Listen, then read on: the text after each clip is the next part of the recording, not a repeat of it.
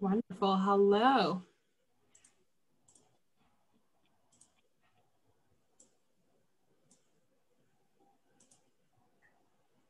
For those of you who are just joining us, we're about to get started in 2 minutes. Please feel free to introduce yourself in the chat. We are just posting your name, what state you're in, and whether you're a CHW, an ally, your organization, what you do.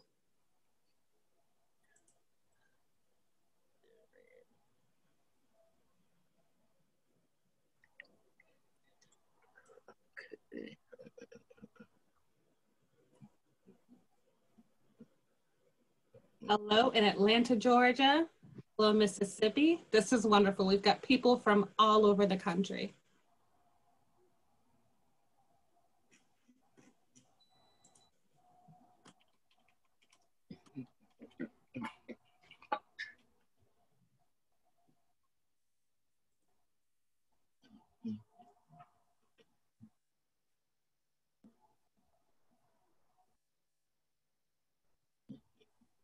Wonderful. All right, we're about to get started in about 1 minute, everybody.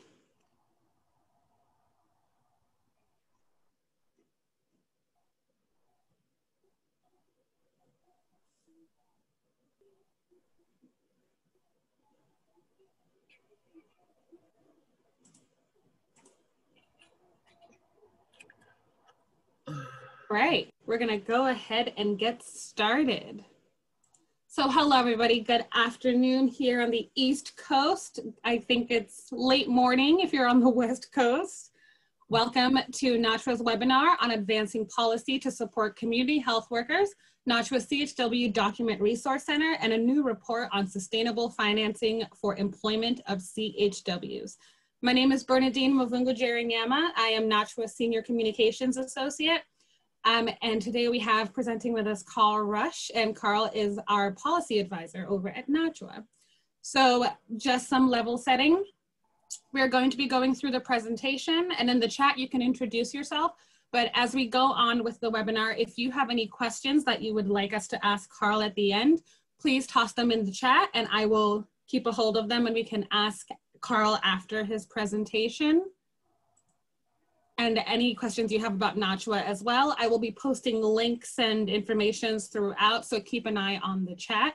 We are also recording this webinar, so it will be available to view after this session. So just be aware that we are recording it.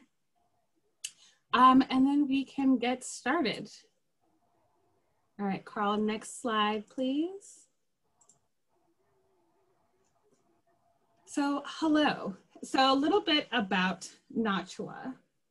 Oh, and about this webinar, it's being recorded and it is the first of 3 webinars this month in October. And in this webinar, we'll be introducing our new Document Resource Center, which has been newly released, and a new release of a report on sustainable financing of community health worker employment. So a little bit about NACHW. The National Association of Community Health Workers was founded in April 2019, and after many years of planning and advocacy among CHWs and allies from across the country, our vision is a workforce of community workers united across geography, ethnicity, and across sector, supporting communities to achieve healthy, equity, and social justice. Healthy communities, equity, and social justice. Next slide, please. We are honored to have membership in 48 states across the US. Membership for CHWs begins at just $20. Next slide, please. So please feel free to visit our membership site and download your individual or organizational level membership packet. So that is www.nachwa.org/membership. I will throw that in the chat after this as well. Next slide, please. Our board of directors are represented by community health workers and allies from across the country. In August of this year, we elected 6 new members, 4 CHWs and 2 allies. Carl, could you head back 1 slide, please? Sure. Thank you. And so these new board members were voted on by our members at our annual meeting. And so those are Darnell Brewer, Paige Menken, Lily Lee, Lily Fox, Kim J, and Ricardo Garay. Next slide, please. So the National Association is also networked across the country through our National Ambassador Program, and this was launched in 2019. These 20 ambassadors from 19 states work with NACHW to expand our connections to local and state CHW efforts and to engage our members and partners in collective action. Next slide, please. And we'd like to take a moment to thank our sponsors who make the work of NACHW possible. And these include Care Coordination Systems, the RX Foundation, Sanofi, United Healthcare, Humana, the American Diabetes Association, and the American Heart Association. Next slide, please. So about our CHW Document Resource Center. So in August of this year, NACHW launched the CHW Document Resource Center. Documents found in this resource center are most useful for state government officials, CHW leaders, current and potential employers and payers of CHWs, other individuals and stakeholder organizations involved in considering policies on CHWs. So this database is not a resource for individual CHWs looking for tools to inform or improve their practice. This database was supported by a grant and cooperative funded by the CDC. Please visit our website and click on policies in the home menu. And when you do that, you'll have a drop down that will take you to the Document Resource Center. So the main use of this resource center is to find information on the process other states have gone through in advancing policies around CHWs. This can help you understand policy options available to your state or to learn about experiences in other states who have pursued policies or investments similar to ones you may be considering in your own state. Documents in the Resource Center include reports, policy studies, meeting minutes, brochures, state legislative bills, and other materials that show how state-level groups have created definitions, policies, and workforce development programs for CHWs. Some documents show the results of these efforts, and most documents focus on one state. There are a number of multi-state and national resources. We also encourage you to share documents that you think might be appropriate for the database. Visit the website for more information, and again, I will share that link in the chat. So today, I am going to now introduce Carl, who will be giving us information on the Document Resource Center. Carl Rush is a principal consultant at Community Resources LLC, and this is in San Antonio, Texas. Carl has specialized in policy and workforce development for CHW since 1996. He has advised CHW policy initiatives in more than 20 individual states and groups of states for ASTHO and other national organizations. He was a lead author on HRSA's 2007 CHW National Workforce Study and co-lead on the CHW Core Consensus Project, C3. And this was in 2013 to 16. Carl convened the first national conference on financial sustainability for CHWs in 2001 and has recently completed 2 national studies with the CDC on CHW certification and workforce development. He is a member of NACHW's policy committee. So Carl, take it away. Thank you, Bernadine, and good afternoon, good morning, everybody. How's my audio coming through, Bernadine? It's coming through clear for me. Great, great. Appreciate the opportunity to talk about this. This is a product of many years of work by multiple people and organizations, and I will acknowledge some of them in a minute. But it is, as most of you are acutely aware, this is a perennial issue, how to establish sustainable financing for CHW positions. And the picture has changed. I think there's a lot of reason for optimism in the near future that we'll have some breakthroughs on this. But we have learned a lot over the last 20 years about what this is all about. This is a Far Side cartoon. I love this thing. I've been using it for at least these 20 years, and you can see there are, well, you probably can't tell, they're not flies on Mike Pence's head. They are spiders, and this is depicting high hopes that a big resource is going to come in. And we've, most of us been in the situation of putting a lot of dependence on bringing in the next big grant.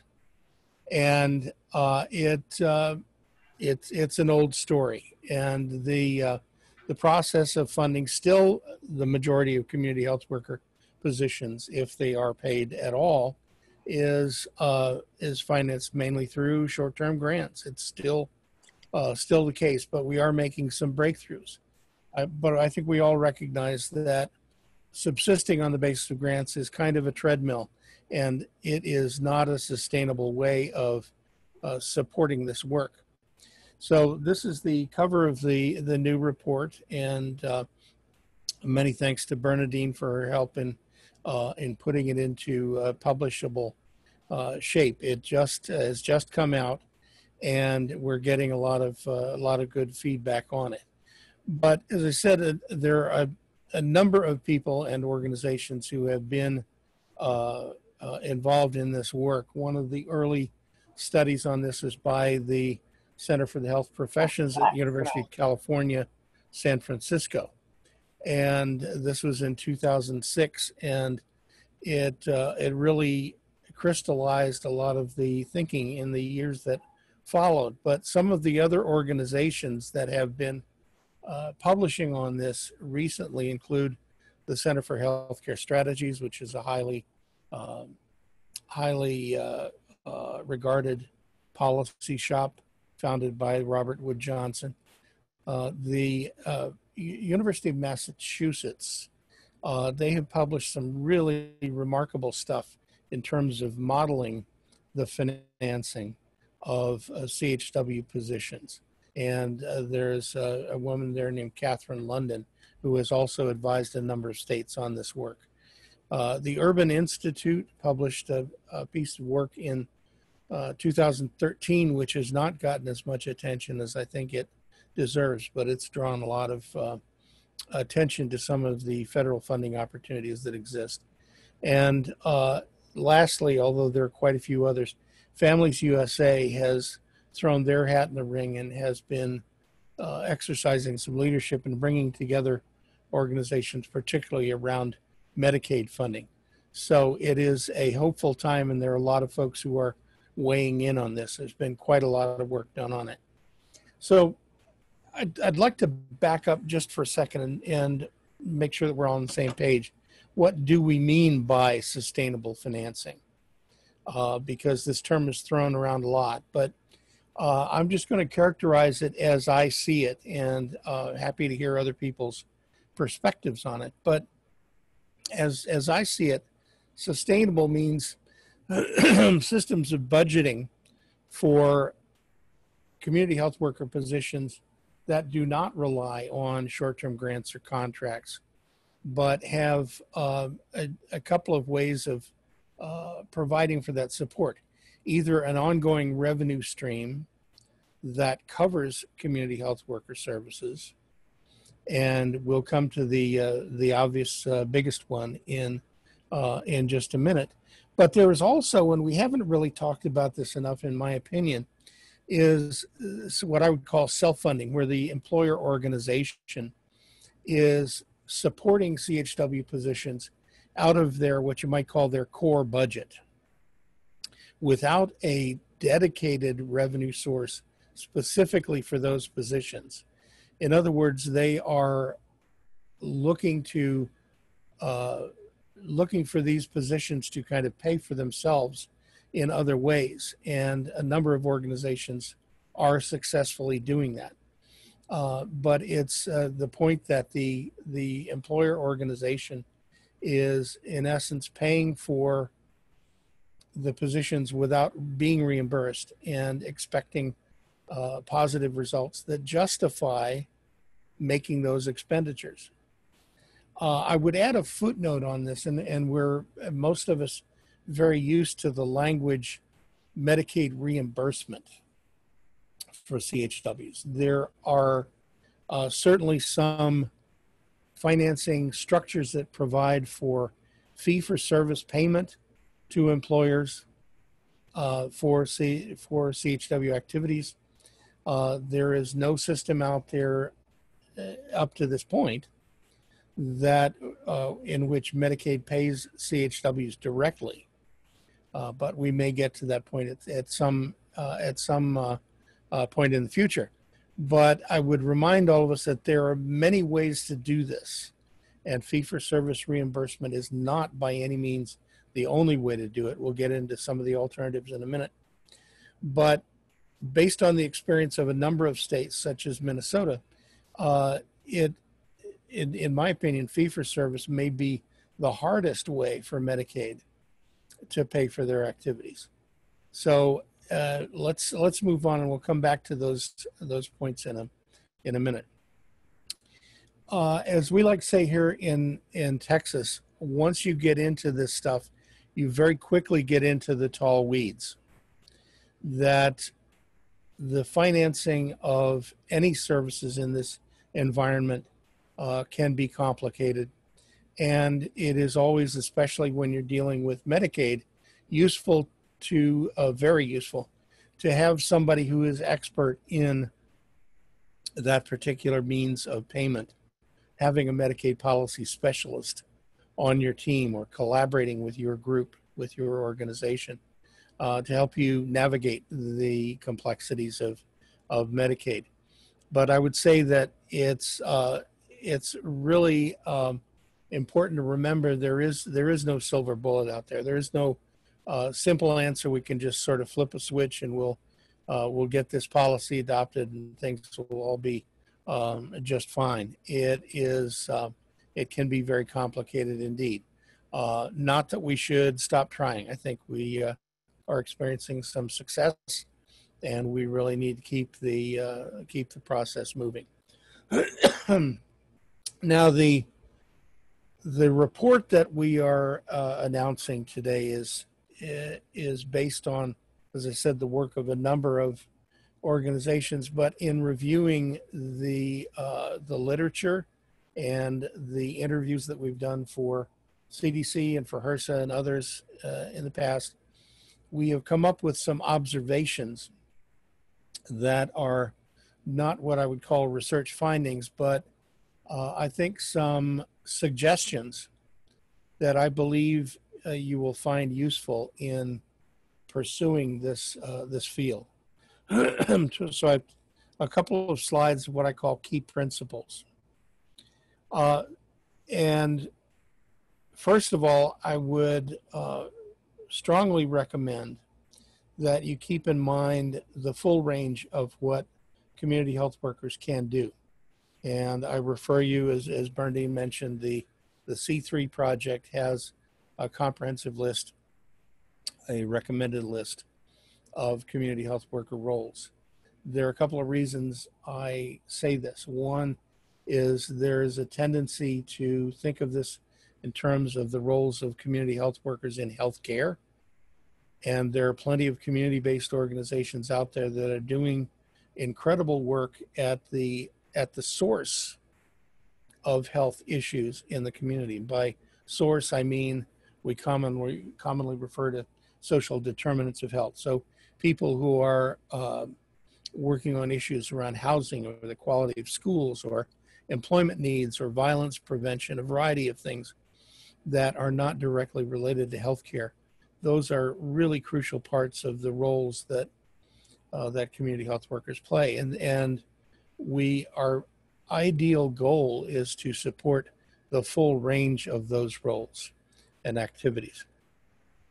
Going along with that, the second point here is there's a tendency in the healthcare system to try to make community health workers look like other professions within the healthcare system. And I think it's important to understand that and to try to resist that to the extent that we can. Community health workers are simply not clinical care providers. They're not medical assistants. They are unique in what they do, and they should be valued for what they do. And there is also a tendency to medicalize because folks think that that will help you get payment out of a program like Medicaid. And again, it may or may not be true, but I think it's a slippery slope. The more you medicalize what community health workers do, the more they may become like, or those positions may become like other health professions. And that is in many ways missing the point. One of NACHW's core values is preserving the integrity of the community health worker profession as it is. And that means, of course, avoiding the tendency to try to make them like something else. The third bullet here is also a core value, a very important one of NACHW, which is that as policies are developed, community health workers need to be in prominent, including leadership roles, in developing those policies. And you might say, for example, if we're talking about developing Medicaid financing policies, why would that matter to community health workers themselves? I think that is justified by the preceding 2 points I just made, that you don't want the policies that you develop for financing community health workers to distort what they do.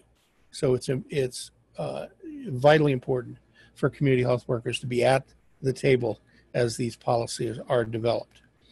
Now, these first three principles relate to the roles of community health workers, and this you will be able to download these slides later. So this may take a little extra studying, but this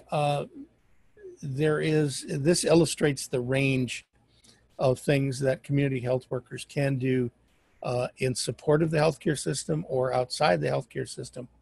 The tendency right now in many cases is to focus on the right hand end on the dark green circle, where they may be working, let's say, in intervening with folks who come to the emergency department a lot.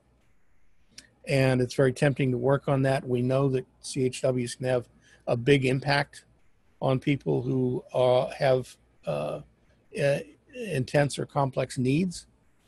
And that is clearly a valuable contribution. But the ideal situation I would propose, as this paper proposes, is that community health workers have the flexibility to move across the spectrum. So they are moving in on the left-hand side at more of a community level or community-based or population-based primary prevention, which may not look very much like healthcare related activity at all, but it is vitally important to promote the community's health, to promote resilience in the community, which in the long term contributes to their to people's overall health. So I would commend this diagram to you as something to study and look at as you work with policymakers around developing financing policy for CHWs. This comes out of some work that some wonderful people have done in New Mexico, and we owe them a great debt for what they have come up with down there. I'm going to propose 4 more basic principles about pursuing sustainable financing. One is to pursue goals that are related to what you want CHWs to do and what employers need. And I'll come back to employers' perspective in a later slide.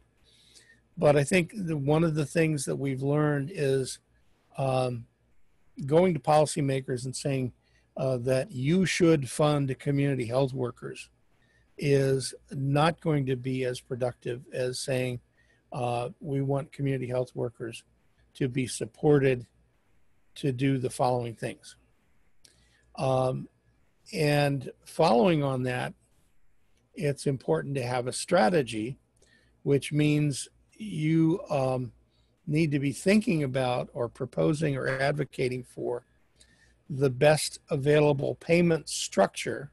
And there are a lot of different structures out there: fee for service, managed care, ACOs, value-based payment, care management fees, any number of alternative structures.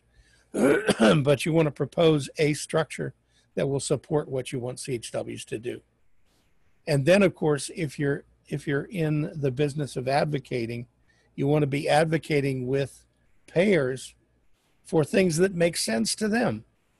For example, if they're under pressure to improve quality of care in certain areas, if they're under pressure to control costs of acute care, if they're under pressure to do a variety of things, showing them how you can help them, how CHWs can help them accomplish those ends is incredibly important in pursuing a strategy that will work. Along those lines, we talk a lot about in the Medicaid program about 1115 waivers and state plan amendments. And I want to remind everyone that those are incredibly important tools of policy, but they are not themselves a strategy. In other words, we want community health workers to be sustainable or their employment to be sustainable. So we're going to go after a waiver. Well, that's a way of going about it, but it's not really a strategy by my definition. You got to get a lot more specific if you're going to propose a waiver. So the waiver is a tool, but not a strategy. And then lastly, I touched on this a second ago, but I've seen some advocacy efforts that are expressed in terms of, I used this term a minute ago, you should fund CHWs, invest in CHWs. And I would remind everyone that policymakers are not accustomed to thinking that way. In other words, the folks who fund particularly either public or private in healthcare are not in the business of funding specific kinds of personnel. It doesn't make sense to say that they should fund physicians or nurses. They fund services. And there are important ways that community health workers can contribute to those services, but the policymakers are not going to be necessarily interested in a strategy that talks about funding a particular profession for its own sake. That kind of language may crop up a lot in grant proposals, but it's not the way policymakers are used to thinking about funding. So they will fund services, they will fund program objectives or outcomes, but they're not used to funding a profession.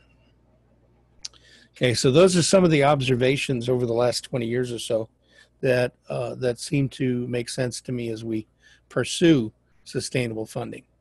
So I will move on to sort of the elephant that is very obviously in the room, which is that Medicaid is a key focal point for sustainability strategies. And of course, one of the biggest reasons for that is Medicaid is focused on many of the very same populations that community health workers are so committed to assisting. So their Medicaid is heavily focused on, or the purpose of Medicaid is to serve people who have lacked access to health care, primarily because of low income. And so the capabilities of community health workers are really uniquely suited to the needs of the Medicaid program. And of course, the advocacy around this is mainly at the state level. So why are we focusing on Medicaid? So there are a bunch of reasons. One is, as we all know, Medicaid is a big and growing part of state budgets. And so the program is under a lot of pressure, not just to control costs, but improve the care or the value that the state and federal governments are getting out of their investment in the program. And there are definitely ways, and we're all familiar with ways in which CHWs can improve care and help to control costs. One very helpful trend is that there is a big push now, particularly in the last year or two, an emphasis on health equity and the social determinants of health, or some people are coming to describe them, the social drivers of well-being. But this is really good news for the community health worker field, because there are a lot of ways in which community health workers can have a direct impact on these issues. A broader trend in healthcare generally is also very important. And with the advent of things like the medical home, the accountable care organization, managed care itself, the newest models of healthcare are shifting from a transactional philosophy to a relationship-based structure. And by that I mean, we're all familiar with a system where you develop symptoms and you go to the healthcare system and you get some services and then you leave. And it's a transaction between you and the healthcare provider and the payer for that particular need. What we're seeing now is much more of the expectation from the payers is they are expecting the healthcare system to develop a closer relationship with the people the system is providing care for. And by that, I mean that they are expected to get to know those patients. They are expected to get to working in the community to improve conditions, again, social determinants, improve conditions that affect people's health, that they are expected to work upstream with those patients from their immediate needs to the underlying causes of whatever their health condition might be.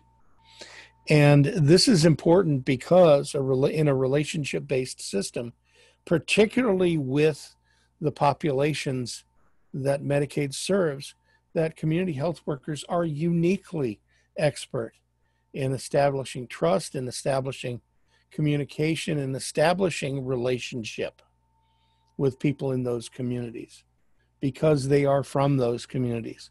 They know people in the community. They know what the lives of people in that community are like.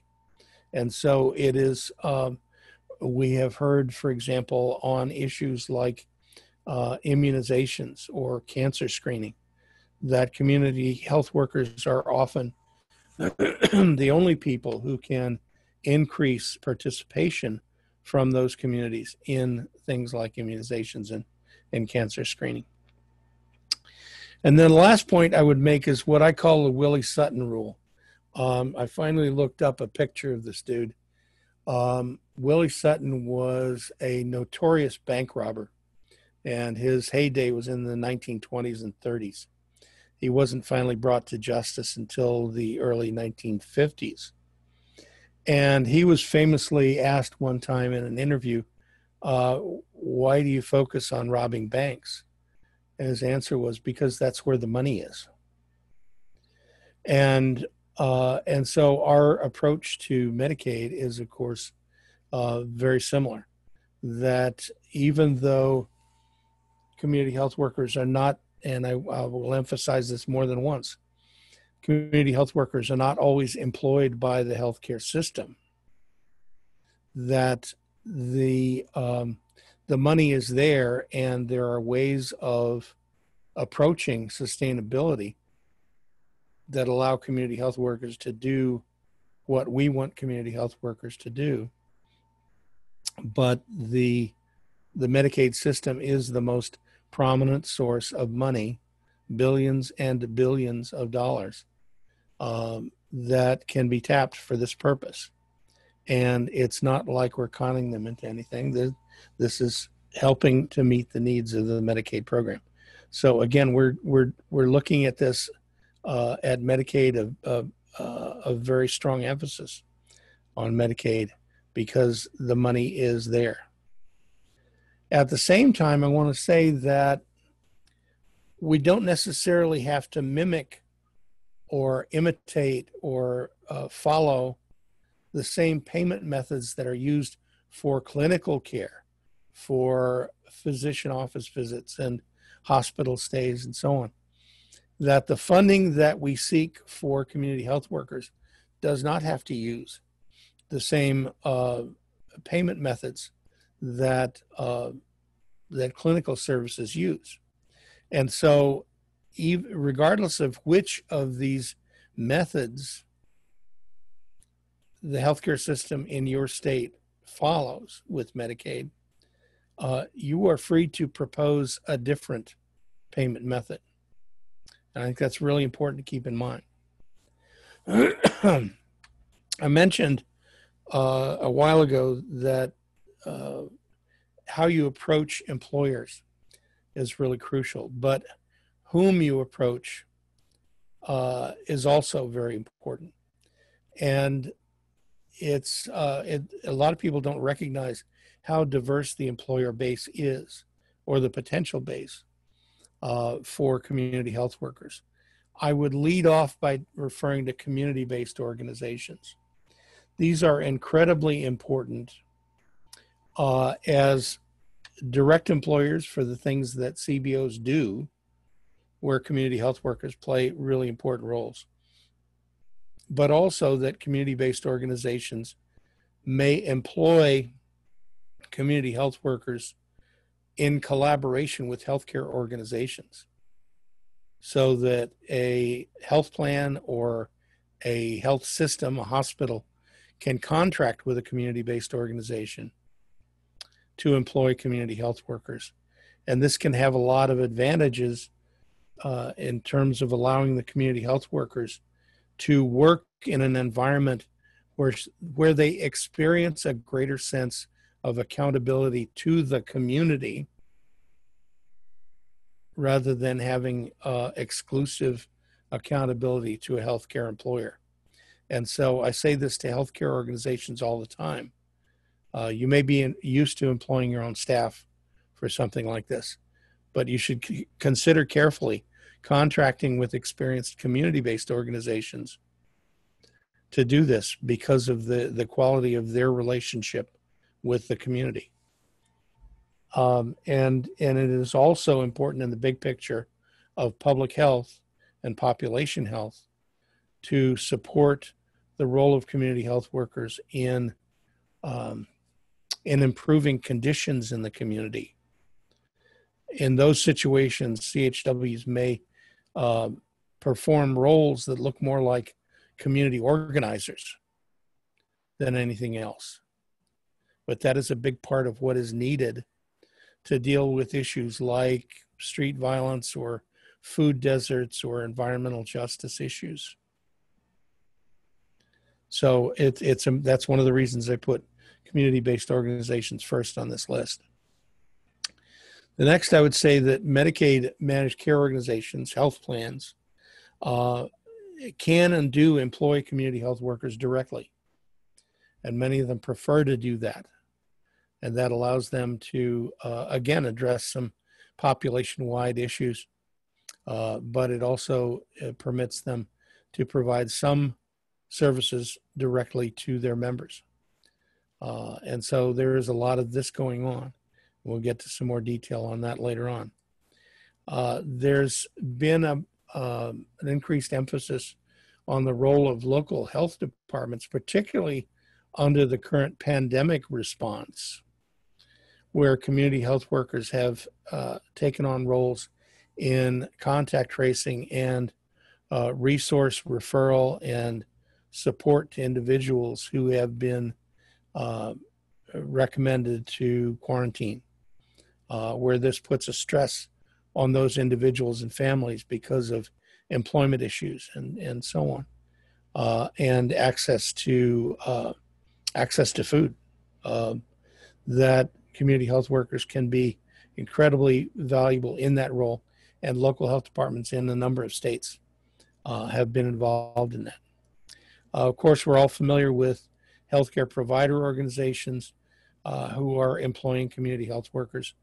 They are increasingly important for some of these advanced care structures that are referred to: accountable care organizations, accountable health communities, which are like ACOs, but they involve a greater range of organizations as partners, including schools and social services organizations, and so on. Health homes is a specific model that was created in the Affordable Care Act that is like a patient-centered medical home, but focused on people with complex needs.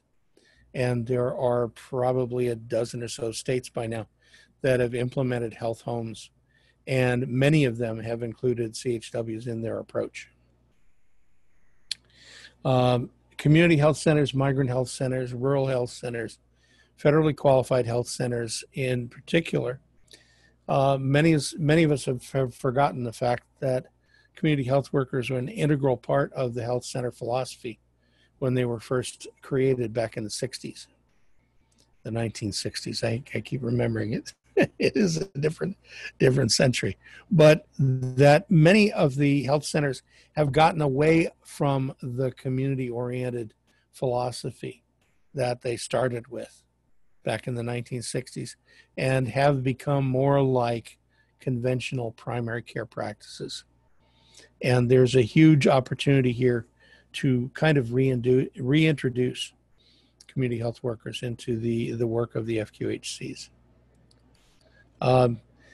This is the last category I want to focus on a little bit, because this is really starting to generate some interest.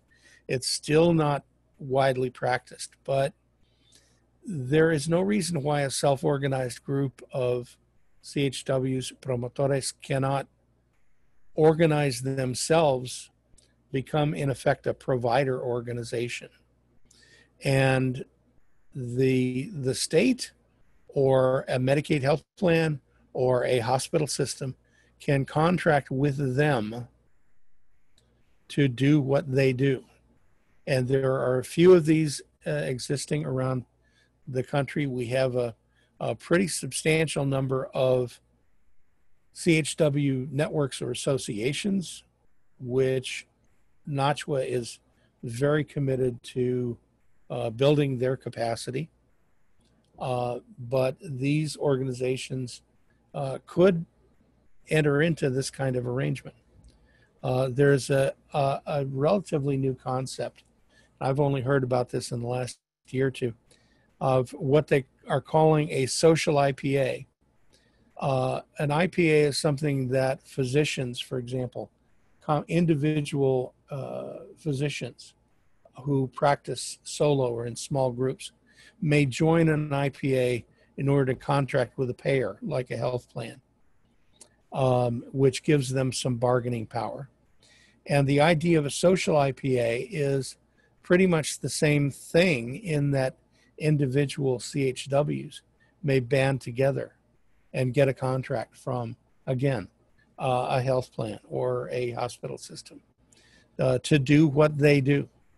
And this can have some real advantages in terms of their having greater control of the terms under which they operate with the payer.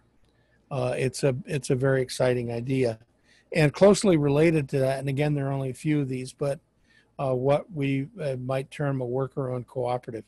The first one I came across actually was in Canada.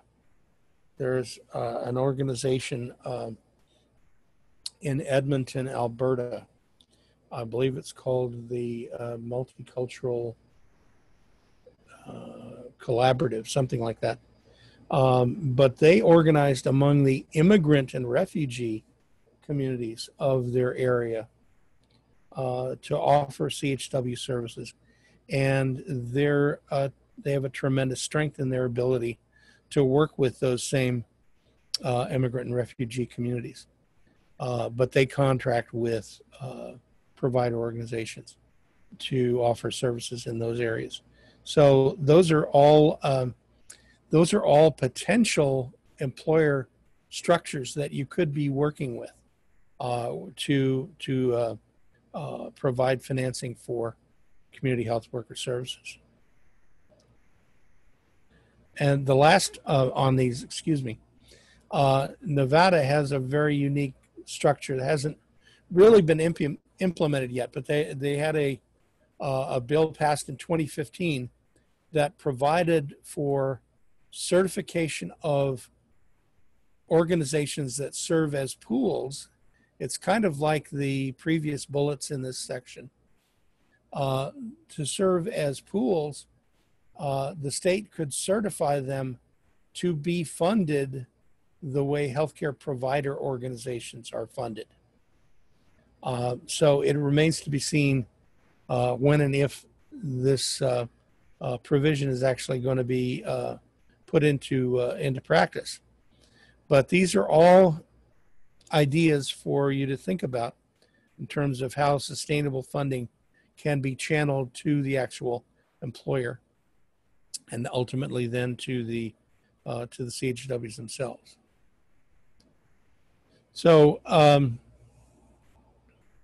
in terms of, and this is an insight that came to me in conversation with one of my colleagues, Terry Mason, who's done a lot of work in this area on her own, and some of it together with me.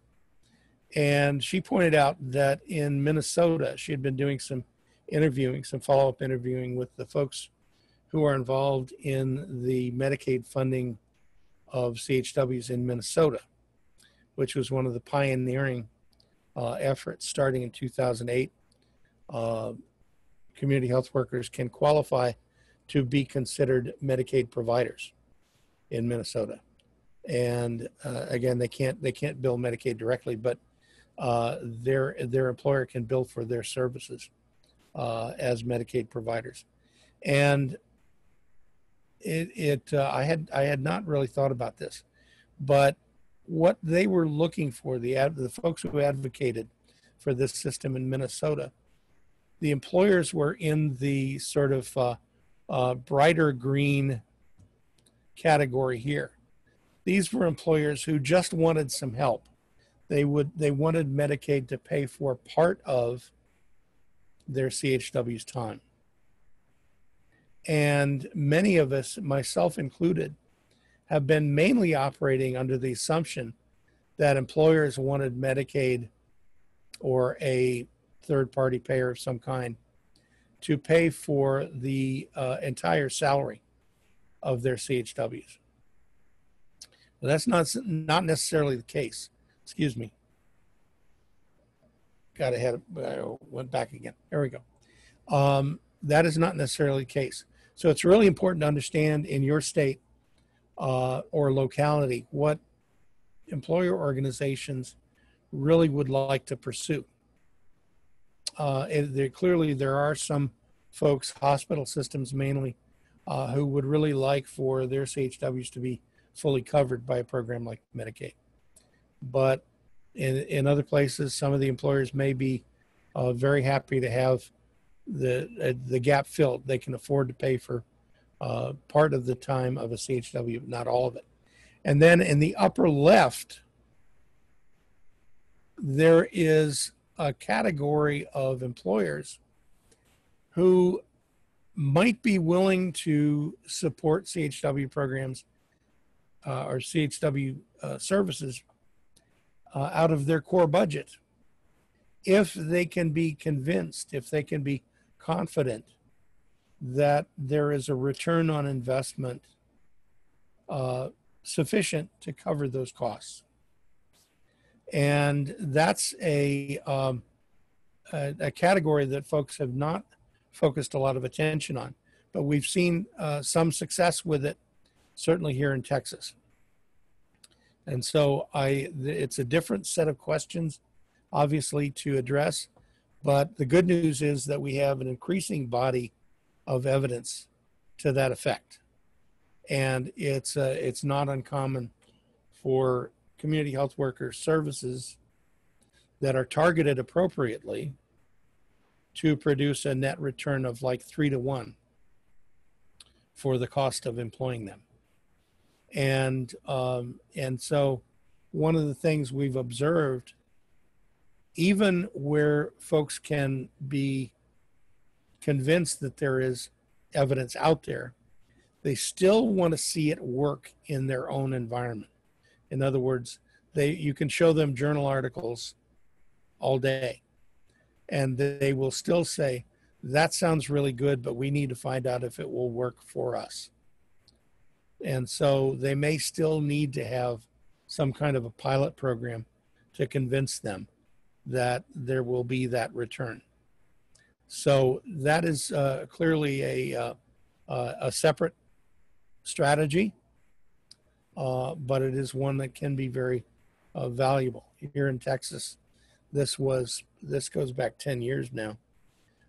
Because Texas still has a high rate of uninsured folks, health systems, the safety net providers, still have a significant burden of uncompensated care or charity care.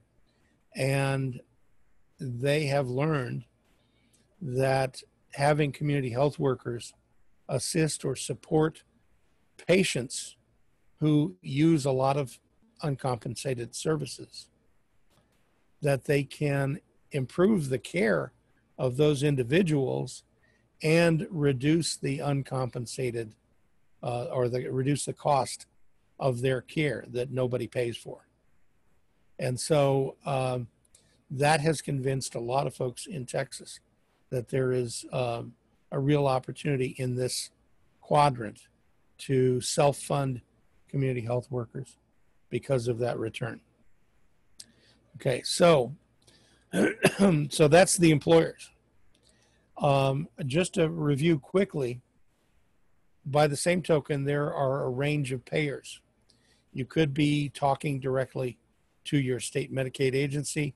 You could be talking to Medicaid managed care organizations, or because they're federally funded, but operate under the regulations of each individual state. Medicare Advantage, and there are a number of companies that are very big in the Medicare market, like Aetna and Humana and United Healthcare, that there are clearly opportunities for them. Again, we're not talking primarily about low-income members, but Medicare Advantage can get some of the same benefits that Medicaid health plans can get. There is an opportunity in other state agencies and programs, chronic disease programs, maternal and child health programs, for the state to devote an ongoing funding stream to obtaining the services of CHWs. Again, those are a little less, perhaps, dependable, but they are still, the potential is still there. I mentioned employers self-financing. One area, particularly as we get into social determinants of health, there may be local philanthropies or major nonprofits like the local United Way or the YMCA or organizations like that who have a stake in some of the same issues that you have. And there are, for example, in the many states now that have adopted the Pathways Community Hub model, that in some of their sites, pardon me, I need to get myself a little water here. In many of their sites, the United Way is a partner in that community hub structure, and they will provide payment for some of the things that CHWs accomplish as part of that community hub. So those are also potential sources. And I think that when you're looking at a diverse range of funding sources as they use with the community hub model, there's an opportunity to stabilize funding, and I'll come back to this in just a second when I get to the actual contents of the report, to stabilize funding by diversifying the funding base of your agency or program. Okay, now in the last few slides here, I'm going to get into the guts of the recommendations. Again, you will be able to download this full report, so don't try to copy everything down. But there are 7 categories of policy options that we get into in the report. The first 2 have, or the first 3 specifically deal with Medicaid. And I mentioned waivers and state plan amendments. These are what we call high-level policy mechanisms, because these involve actually changing the way the Medicaid program operates. There are some differences in the way these options are implemented. The 1115 waivers are technically demonstrations. They require budget neutrality. In other words, the total cost of caring for the individuals involved in the waiver cannot be any greater than the current cost or the projected cost under the current system. And so that's an important constraint. They are also time limited. They're generally 2 to 5 years, although they can be renewed. But there are opportunities in these. The state plan amendment is a permanent change to, as it implies, a permanent change to the state Medicaid plan. These are high-level policy mechanisms are inherently a challenge politically. They can take, in many cases, a long time to get pushed through. In some states, such as Minnesota, for example, that I mentioned earlier, it requires legislation. The state legislature has to authorize the submission of a state plan amendment, for example, and so that presents some challenges.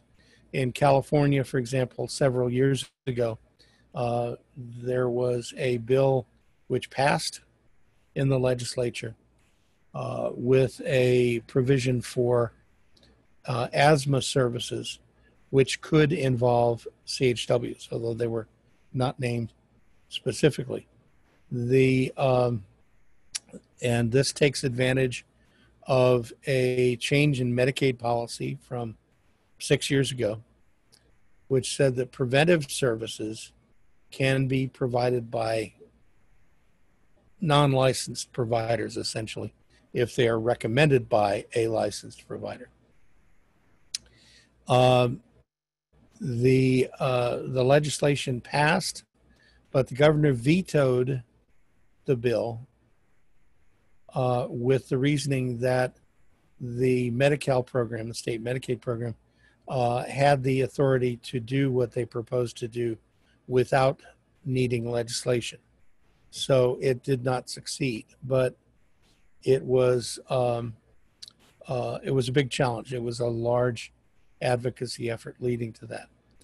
So these policy actions are important. There are quite a few states who have waivers that allow for CHWs to be paid for, but they can be complicated to get through.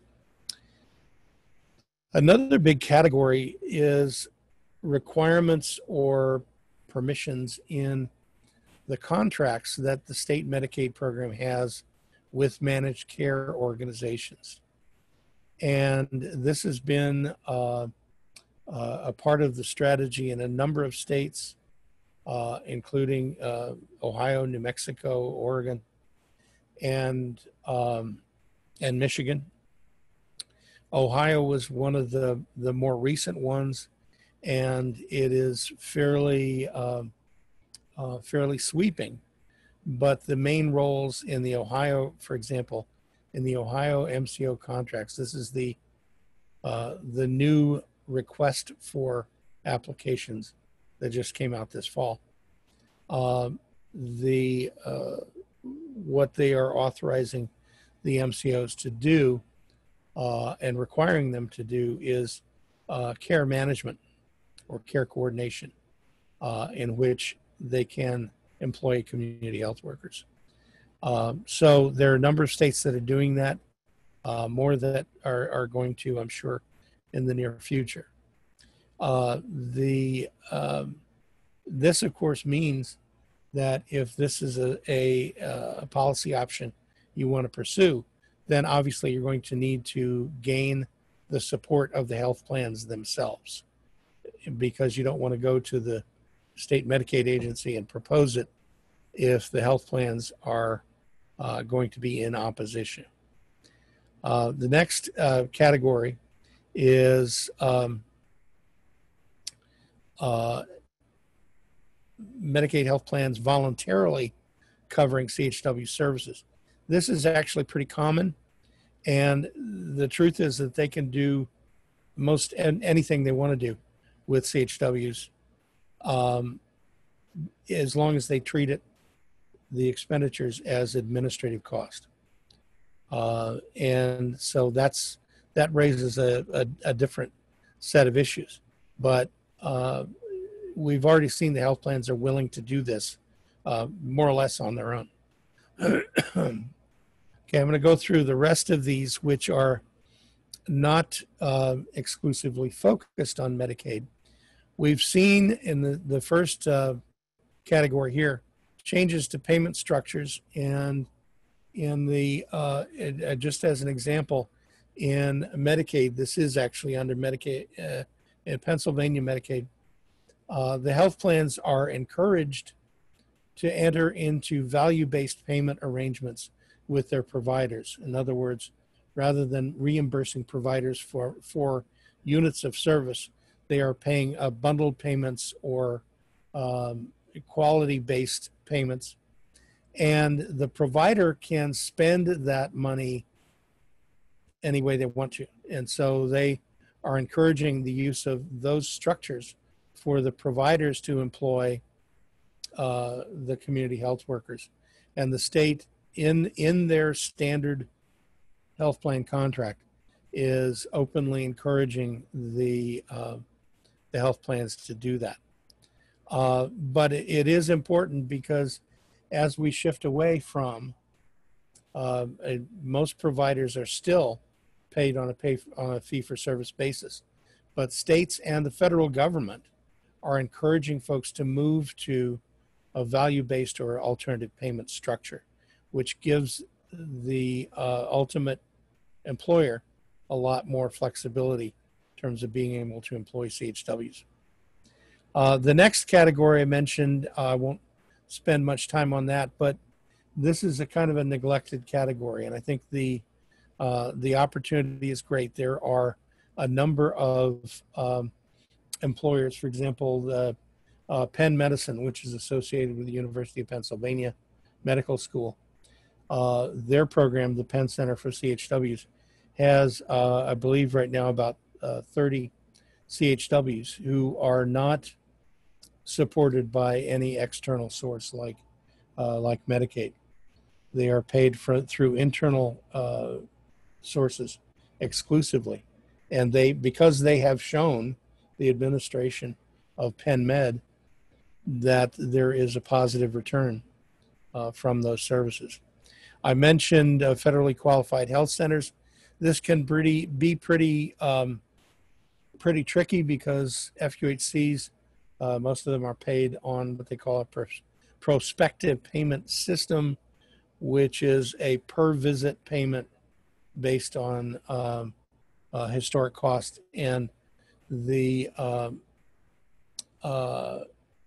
are ways for FQHCs to include CHWs in the cost of care.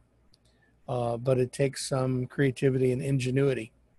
The interesting twist is that federal policy on the FQHCs includes a category of spending called enabling services, which pay for things like transportation and language services.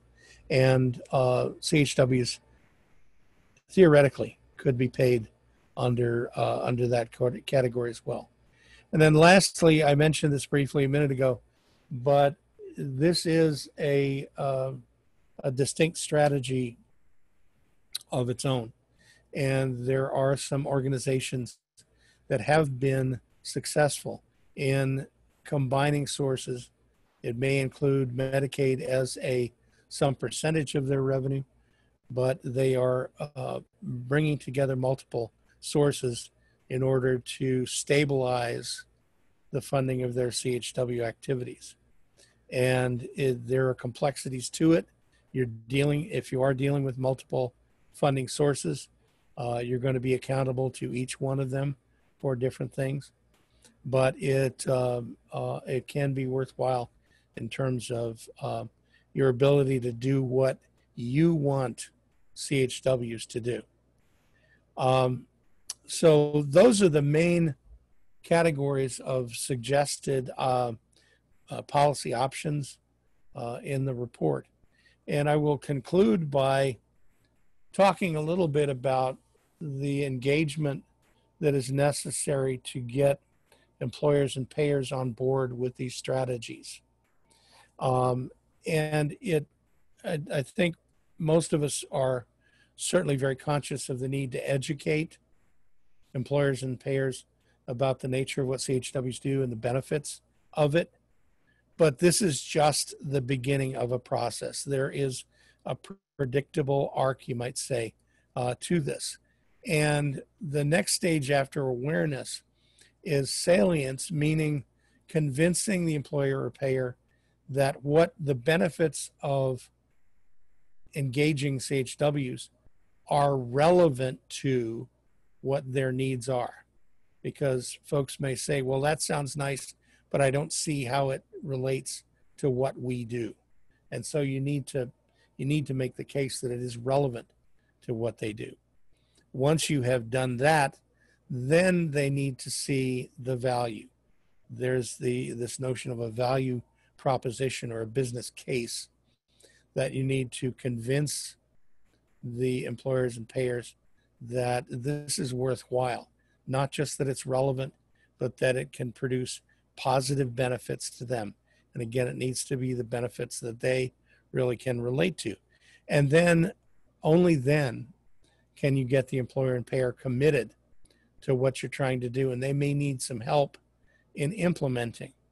But what are the ultimate goal beyond the commitment, of course, is follow through, making sure that these positions that become funded are in fact sustained, and that the employer and payer takes on a role as a collaborator in persuading other employers to do what they have done. So with that, I will come to a close here. Here's my contact information. I can go back to earlier slides if the questions relate to them, but would appreciate a chance to have some discussion with you all. And Bernadine, do we have questions or comments in the chat that we can respond to? Yes, we do. Thank you so much, Carl. So I will start with a question from Caitlin Valencia, who asked, what is the consequence of sustainability from some of these featured employers if the Affordable Care Act is repealed? Wow, great question. That's hard to predict. Obviously, the biggest chunk of that would be if Medicaid expansion were withdrawn. Okay, there are 30 some odd states that have implemented Medicaid expansion. There's still others that are in the process of gaining approval to implement Medicaid expansion. But that will be the biggest hit. right now. I would say that the other provisions that we're talking about are going to stay in place. In other words, states can still apply for or file state plan amendments and 1115 waivers. But I think the biggest impact is going to be the withdrawal of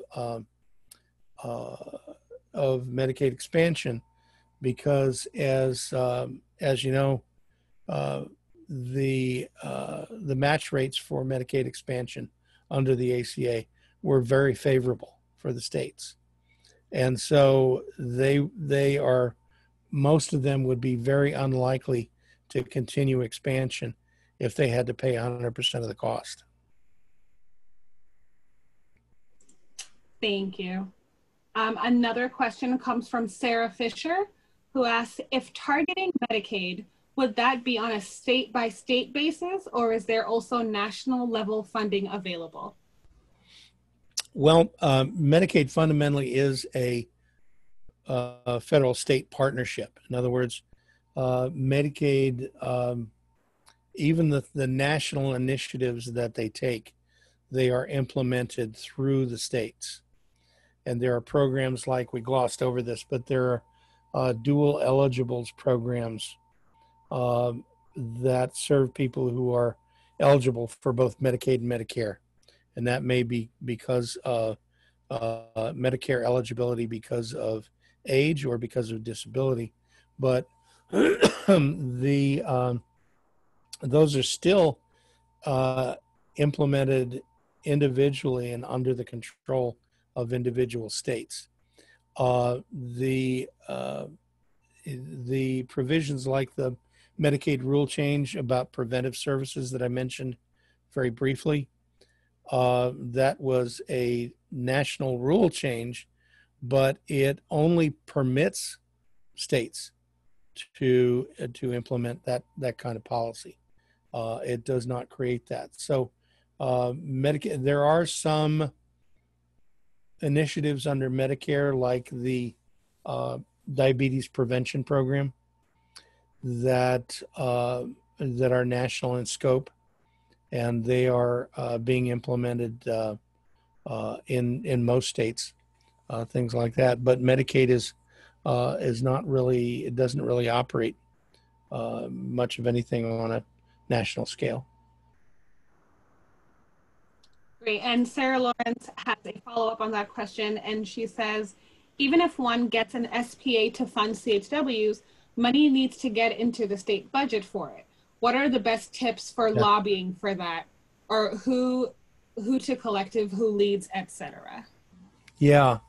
Well, that's a conversation that each individual state's going to need to have. But the general strategy on this seems to be that advocates for something like this will make the case for cost savings by saying that the services, as they did in Minnesota, they said that authorizing payment for CHW services is going to save money in things like hospitalizations.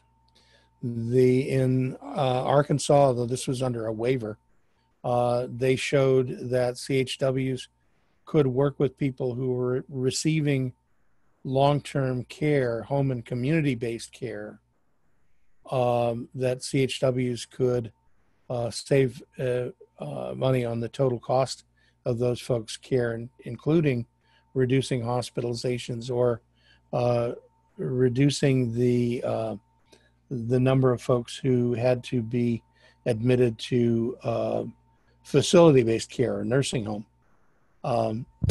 So it's generally about showing cost savings. In Texas, we had a little bit of an unusual situation in that the state Medicaid program, I think, may still be operating under a consent decree and class action suit about access to care under Medicaid, and so the state added some objectives, some requirements to the Medicaid health plan contracts, that they had to meet certain goals in terms of the rates of preventive care, like well child care and early prenatal care, and and so that was they were encouraging the health plans to engage CHWs to help them meet those access goals. So that's certainly another direction that it can take. Great. And Joy Gould asks, do you have guidance for state Medicaid agencies on how to fund CHWs? Not guidance, but certainly the our report and some of the other reports that I cited at the beginning of the presentation are certainly can be very helpful. The Center for Healthcare Strategies did one for the state of California for Medi-Cal, for example. And again, there are lots of options. There are a lot of things that they can do. So it's not a matter of definitive guidance as much as it is laying out the options. And connected to that, Kevin Nguyen asks, could you share how someone would approach Medicaid policy for CHWs?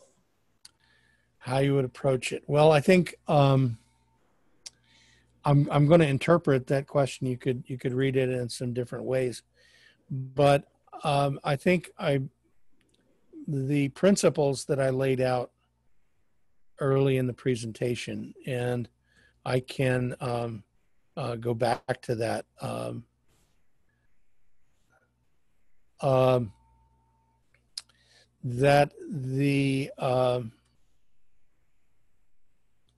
It's important to keep these in mind, but it is also important to, these are talking points. The first three are anyway. The Willie Sutton rule is kind of our sort of internal in-house joke, but the first 3 points are also, I would urge you to use these 3 points to say CHWs can help you to do these things. And we know, state Medicaid director, that you are under pressure in all of these fronts, that you're being called upon to bend the cost curve. You're called upon to deal with health equity. You are called upon to deal with transformation of healthcare. And that's what this third bullet is about. They're under a lot of pressure to do all these things. And these are the way that I can't necessarily get into great detail today on how you would present these things, but these are the basis for example, I'm sorry, I have to be careful where I click. This on this third bullet, there are examples that you can give to the Medicaid agency, to providers, to health plans, as for example, you're under pressure to communicate more regularly and more candidly, let's say to establish better communication between providers and patients in order to improve their care. You know very well that providers have big challenges many times in communicating with Medicaid patients. They may change residence, they may change phone numbers, they may not answer their phone and things like that. And that if you're going to provide the kind of care that you're expected to provide, somebody's got to improve that communication.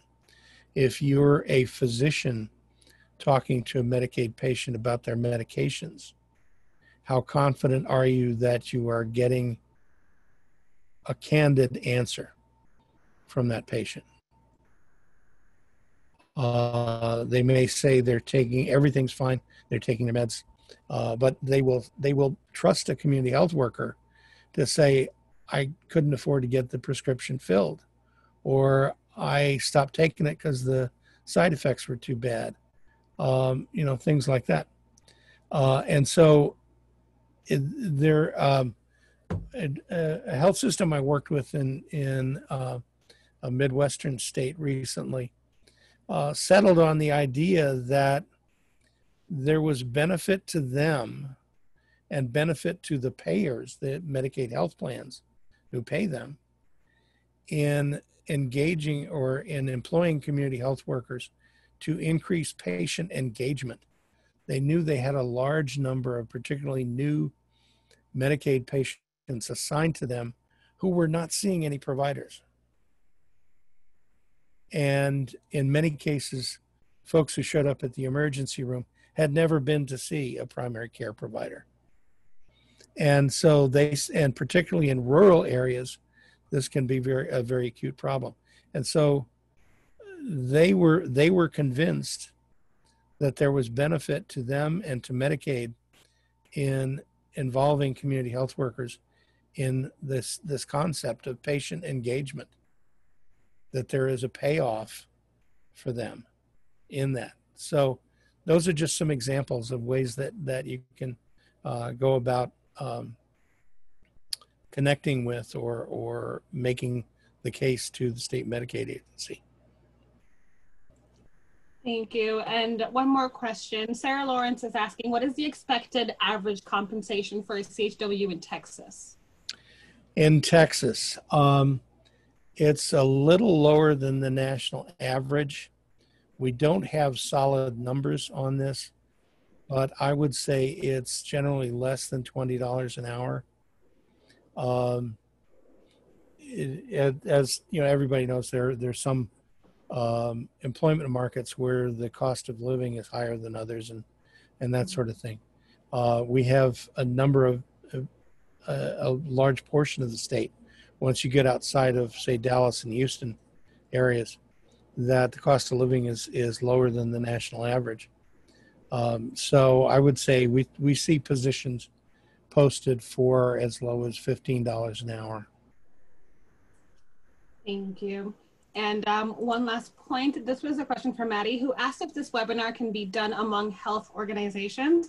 And Maddie, this webinar is being recorded and will be made available. So if you would like to share it within your organization, you're more than welcome to. And Carl's contact information is in his PowerPoint, which will be also made available.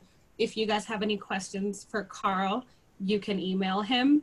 And I'd like to take the last couple of moments just to show everybody. Carl, if you don't mind stopping the share on your screen.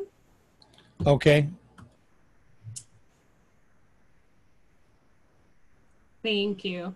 I'm just going to take a moment to show everybody where they can find the CHW Resource Center. Carl, can you see my screen here, which is on the NACHW homepage? Yes. Great. So if you go to NACHW.org, which is our homepage, and you go over to policies, just as you hover over policies, the CHW Document Resource Center pops up, and you can click here. There'll be information on what is in the Resource Center. There are some fact sheets. There's how you can help. And if you would like to market this to your networks, there is a communications toolkit and where you can find social media images. You can just go ahead and download those and share them within your networks. There's newsletter scripts and blurbs. So there's a lot of ways that you can share this. If you are on mobile and you are looking for it, hovering will not quite work. So you can just go ahead and click on policies. And when you scroll down right there, CHW Resource Center, and you just click on that and it'll take you to the same page. So that was just so everybody knows where to find it. So Carl, thank you so very much for joining us today and giving us all of this wonderful information. Again, this was recorded, so we will be sharing the Carl's slideshow along with the video and any other pertinent information with everybody post the webinar. Carl, do you have any parting words, any last things to say before we head out? Well, thank you, Bernadine. I'm so glad that everybody could join us today, and we would like to continue this dialogue in various ways. We will be doing other webinars, as Bernadine mentioned, but we are hoping to get some national organizations together to form a kind of think tank on this topic. This is going to be really really important. As I say, I think we are hearing some hints that maybe the federal government is going to be more proactive in this area, and that'll obviously be a big help. Wonderful. All right. Thank you so much for joining us, everybody. We hope you have a wonderful weekend, a long weekend for most of us, I believe. Thank you so much. Great. Thanks, everybody. Bye.